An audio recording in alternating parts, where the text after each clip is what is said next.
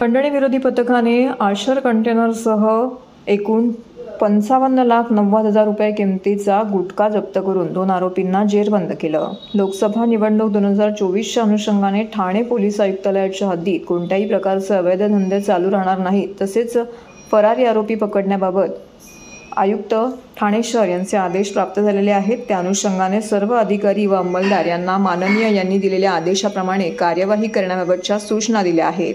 त्या अनुषंगाने 29 मार्च रोजी अरविंद शेजवळ खंडणी विरोधी पथक गुन्हे शाखा ठाणे शहर यांना त्यांच्या गुप्त बातमीदारांमार्फत प्रतिबंधित गुटखा मालाचे संबंधाने मिळालेल्या बातमीच्या अनुषंगाने केलेल्या छापा कारवाईत 29 मार्च रोजी राजलक्ष्मी कंपाऊंड एम गोडाऊन लगत असलेल्या सार्वजनिक रोडवर काल्हेर भिवंडी येथे शफीर साब अब्दुल गोस सानुवार 32 वर्ष, धंदा ड्रायव्हर, पठाण गारमेंटचा नाझीर तंखनी यांच्या खोली नंबर 5 मशीद जवळ शिगाव, राज्य कर्नाटक, तर इसाक अहमद अनवर साब निजामी यांचा धंदा ड्रायव्हरचा असून त्यांचं स्वतःचं घर मामले देसाई स्कूलजवळ असून मौलाली नगर शिगाव आवरी राज्य कर्नाटक यांच्या ताब्यात महाराष्ट्र शासनाने प्रतिबंधित केलेला गुटखा, पान मसाला, तंबाखू जर्दा असा एकूण 40,80,000 रुपये किमतीचा माल तसेच त्यांच्या ताब्यातील आयशर कंटेनरसह एकूण 55,90,000 रुपये किमतीचा मुद्देमाल ताब्यात घेऊन वाहतूक करत असताना मिळून आलेला आहे।